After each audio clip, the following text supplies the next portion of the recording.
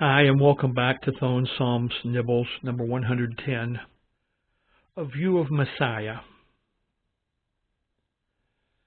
We're going to be reading Psalm 110, verses 1 through 7. The Lord said to my Lord, sit at my right hand, till I make your enemies my footstool. The Lord shall send the rod of your strength out of Zion. Rule in the midst of your enemies. Your people shall be volunteers in the day of your power, in the beauties of holiness. From the womb of the morning, you have the dew of your youth. The Lord has sworn and will not relent. You are a priest forever, according to the order of Melchizedek. The Lord is at your right hand. He shall execute kings in the day of his wrath, and he shall judge among the nations. He shall fill the places with dead bodies. He shall execute the heads of many countries. He shall drink of the brook by the wayside. Therefore he shall lift up the head. Okay. This almost sounds like an answer to the yesterday's Psalm, Nibble 109, in that David was asking the Lord to execute his judgment on all these people.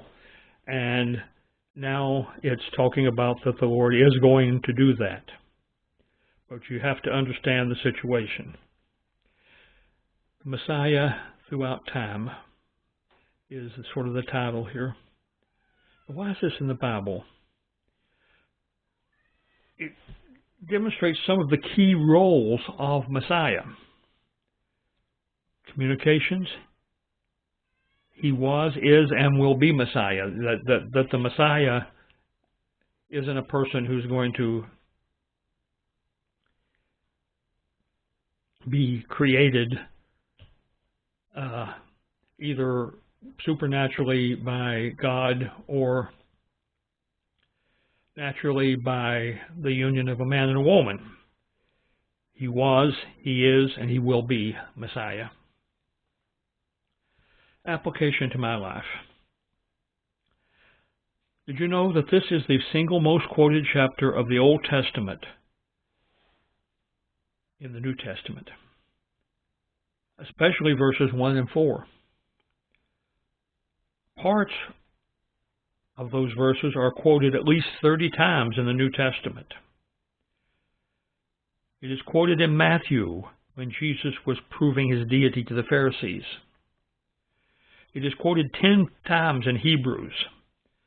Messiah is shown as the King of God's people and as the forever high priest.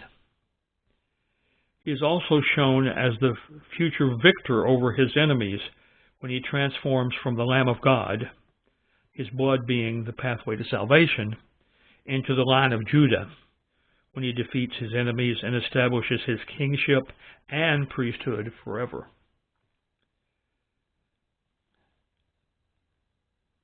Isn't that interesting? That it's like a snapshot of who the Messiah was, is, and will be in one 7-verse section there.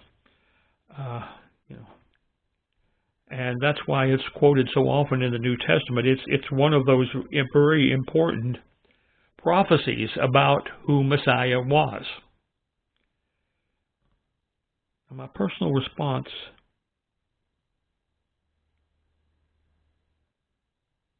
what does God say about this? This was my always plan for my son, the Messiah. There was never another plan. We talk about, the needy for salvation as being plan B of God, but really that's not true. God knew what was going to happen at the beginning, and the fact that he was going to